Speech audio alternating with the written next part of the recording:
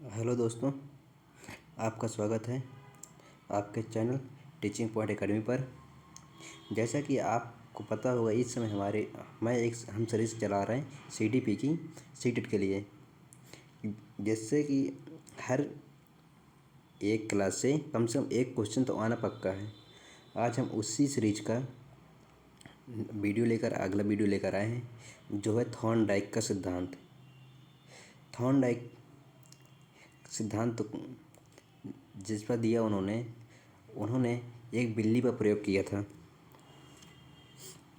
जिस बिल्ली पर प्रयोग किया, एक बिल्ली को पजल बॉक्स के अंदर बंद कर दिया था। बिल्ली के सामने क्या रखी थी? मछली। देखिए, आपको मछली दिख रही होगी और ये बिल्ली है। जब बिल्ली को भूख लगी तो बिल्ली ने पिंजरे के अंदर उछल कूद करना शुरू कर दिया, और ये पिंजरा खोलने के लिए बटन लगी हुई है। तो जब बिल्ली उछल कूद कर रही थी पिंजरे के अंदर, तो उससे किसी तरह से इस बटन पर हाथ रख गया, जिससे पिंजरा खुल गया। बिल्ली आकर के खाना खा ली। ठीक। फिर थॉर्नडाइक ने बिल्ली को पकड़ा, फिर अंदर कर दिया, फिर अंदर किया। फिर जब बिल्ली को फिर दोबारा भूख लगी, तो बिल्ली को पता है कि गेट खुल जाएगा, तो उसने फिर उछल कूद करना शुरू किया उसी के आसपास, इसी बटन के आसपास। तो धीरे धीरे एक स्थिति ऐसी आई कि बिल्ली को जब भूख लगती, बस ये बटन दबाती, बाहर आ जाती। तो इन्हीं के ऊपर उन्होंने सिद्धांत दिया है, जिस सिद्धांत का नाम उनके ट्रायल एंड एरर, प्रयास एवं त्रुटि का सिद्धांत है। देखिए, कौन सा सिद्धांत? प्रयास एवं त्रुटि का सिद्धांत दिया। थॉर्नडाइक को शिक्षा मनोविज्ञान का जनक कहते हैं। यह एक व्यवहारवादी मनोवैज्ञानिक है। आपने देखा होगा, इन्होंने अभी किसी व्यवहार प्रयोग किया है बिल्ली के ऊपर। बिल्ली का कैसा व्यवहार, क्या देखा? व्यवहार, बिल्ली कैसे क्या करती है। इन्होंने बिल्ली के ऊपर एक प्रयोग किया था। आपको हम बताया पहले बिल्ली को कैसे प्रयोग किया। आगे चलते हैं। इनके सिद्धांत का नाम प्रयत्न एवं भूल का सिद्धांत है, ट्रायल एंड एरर थ्योरी। इसे यस आर बाउंड थ्योरी भी कहते हैं, संबंधवाद का नियम भी कहते हैं। इन्होंने इस थ्योरी को एनिमल इंटेलिजेंस नामक पुस्तक रिसर्च पेपर में 1898 में प्रकाशित किया। कब प्रकाशित किया? 1898 ईस्वी में एनिमल इंटेलिजेंस नामक एक रिसर्च पेपर निकला उनका, उसी पर उन्होंने प्रकाशित किया। चलिए अभी और देखते हैं, इस बिल्ली के बारे में देखते हैं। अब देखिए, जो बिल्ली है, बिल्ली के लिए मछली क्या है? यह एक उद्दीपक है। क्या है? उद्दीपक है। ठीक। और जो बिल्ली चिटक रही है, पिंजरे के अंदर घूम फिर रही है या इधर उधर हाथ मार रही है, क्या है? अनुक्रिया। क्या है? अनुक्रिया है। क्या? अनुक्रिया। इस सिद्धांत को उद्दीपन अनुक्रिया का सिद्धांत भी कहते हैं। क्या? उद्दीपन के रूप में क्या है? इधर बिल्ली को दिख क्या रहा है? मछली, जो कि सामने दिख रही है कि ये उद्दीपक है। और जो बिल्ली अनुक्रिया कर रही है, जो बिल्ली कार्य कर रही है, वह एक अनुक्रिया है। इसलिए से उद्दीपक अनुक्रिया सिद्धांत, स्टिमुलस रिस्पॉन्स थ्योरी, जहाँ पर दिया गया इसका यस आर बॉन्ड, इसका फुल फॉर्म होता है स्टिमुलस रिस्पॉन्ड थ्योरी। इन्होंने संबंधवाद का भी नियम दिया। चल देखते, सीखने की प्रमुख विशेषताएं इन्होंने दी। इन्हें सीखने की उन्होंने 4 विशेषताएं दी। एक है समान प्रक्रिया। इनका थॉर्नडाइक का मानना था कि पशु और मनुष्य के सीखने की प्रक्रिया समान ढंग से होती है। मतलब कैसे? मनुष्य और पशु एक ही तरीके से सीखता है। अगला क्रमिक प्रक्रिया। सीखना क्रमोत्तर होता है, न कि सूझपूर्ण द्वारा। यह धीरे धीरे क्रमबद्ध कदमों में होता है, मतलब धीरे धीरे एक क्रम के अनुसार चलता है। यदि पहले बच्चा कबूतर खरगोश सीखेगा, फिर उसके बाद आगे सीखेगा, फिर उसका शब्द बनाएगा, वाक्य बनाएगा, फिर उसका प्रयोग करेगा, यह एक क्रमबद्ध है। चिंतन का भाव।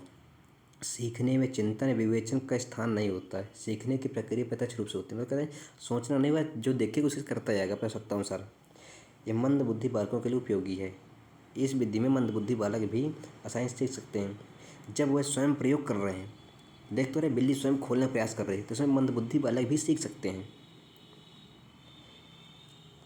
थॉर्नडाइक ने सीखने के कुल मिलाकर 8 नियम दिए, जिन्हें तुम दो भाग में विभाजित किया गया है। सीखने का मुख्य नियम, सीखने का गौण नियम, ये द्वितीयक नियम बोलते हैं उसे। सीखने के मुख्य नियम में 3 नियम आते हैं। एक आता तत्परता का नियम। सीखने वाला व्यक्ति किन किन परिस्थितियों में संतुष्ट रहता है, यह उसकी तत्परता है।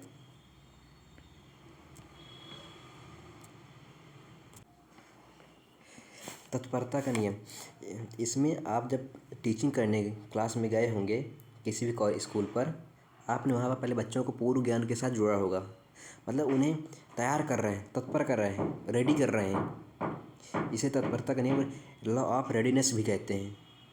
फिर इसके बाद अगला आता है इनका नियम,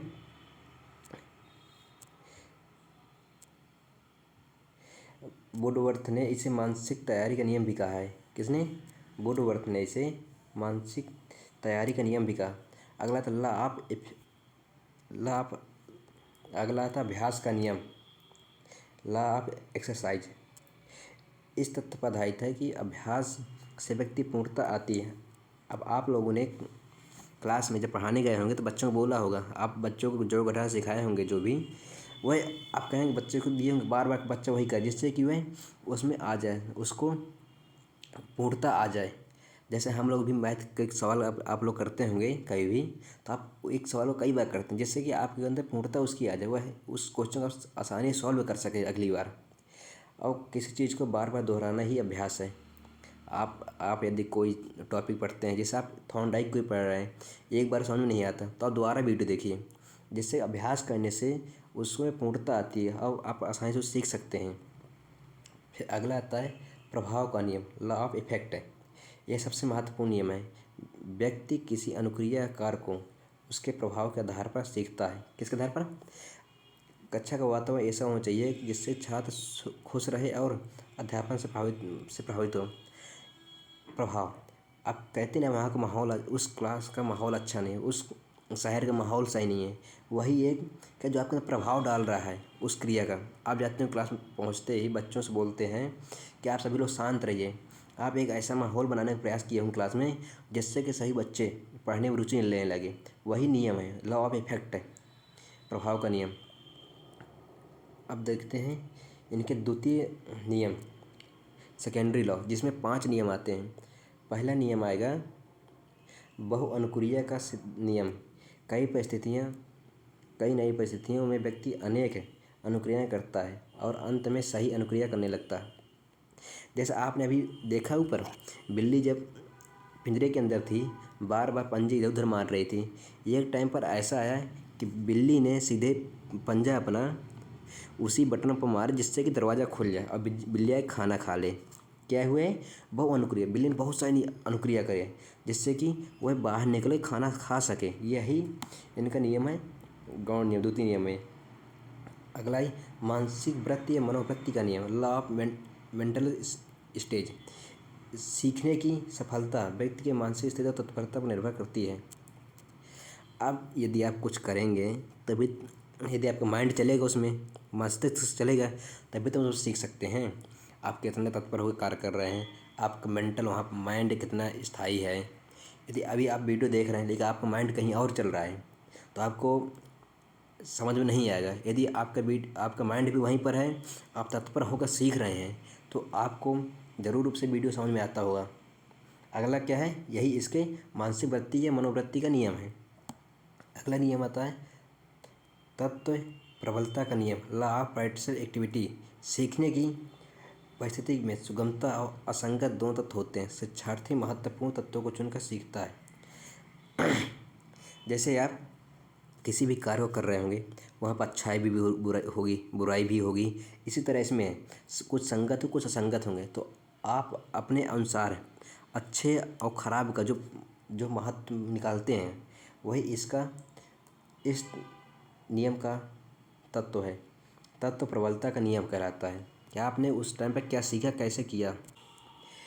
तत्व प्रबलता के नियम में और आता है कि जब आप कभी क्लास के अंदर गए होंगे तो आप पहले पूरे टॉपिक को एक अच्छी तरह से समझकर और सुसज्जित रूप से पढ़ कर जाते हैं कि हम बच्चों को अच्छे तरीके से पढ़ा सकें। यही तत्व तत्व प्रबलता का नियम है। अगला नियम आता है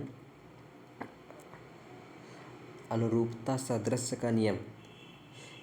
व्यक्ति नई परिस्थिति में वैसी अनुक्रिया करता जैसे उसके सामने परिस्थिति में की थी। अब आप मान लीजिए आपने साइकिल चलाना सीखा था। सीखने जब बाइक चलाएंगे तो आपको पता है कि हमें हैंडल कैसे पकड़ना है और हमें ब्रेक लगाना है, क्या करना है। मतलब वैसी परिस्थिति जो आपके भूत में हो चुकी है और सेम परिस्थिति सामने आ गई तो आप उसका समाधान पूर्व ज्ञान के अनुसार ही करते हैं। यही यही इनका अनुरूपता सादृश्यता का नियम है। अगला आता है सहचारात्मक स्थानांतरण का नियम, लॉ ऑफ एसोसिएशन। इसके अनुसार कोई भी अनुक्रिया जिसे करने की क्षमता व्यक्ति में है वह एक नए उद्दीपन से भी उत्पन्न की जा सकती है। जैसे कि आप सभी लोग कुछ आपके अंदर पढ़ने का बहुत अच्छा पोटेंशियल है बट आप नहीं कर पा रहे। अभी वही आपका जब पेपर आता है तो आप पेपर आप क्या यही एक उद्दीपक मिला आपको कि हमारा पेपर है पढ़ना अच्छे से। तो यह उद्दीपक के द्वारा आप अपने अधिकतम विकास तक पहुंच सकते हैं। जहाँ तक प्राप्त क्षमता है आपकी कि मैं यहाँ तक कर सकता हूँ, यह उद्दीपक मात्र आपको मिला क्या है, उसमें कार्य करने के लिए एक मोटिवेशन मिला। यही सहचारात्मक स्थानांतरण का नियम है। आप वीडियो देखने के लिए आपको धन्यवाद। और चैनल को लाइक, शेयर और सब्सक्राइब जरूर करें। और आप हमारे टेलीग्राम चैनल के साथ जुड़ सकते हैं। टेलीग्राम चैनल का लिंक वीडियो के डिस्क्रिप्शन पर दिया हुआ है। और आप वीडियो को अधिक से अधिक लोगों तक शेयर करें और कमेंट करके बताएं वीडियो आपको कैसा लगा। यदि वीडियो में कुछ कमी आपको लगती है तो आप हमें सलाह दे सकते हैं कि आपके लिए हम और क्या कर सकते हैं। वीडियो देखने के लिए धन्यवाद। Thank you.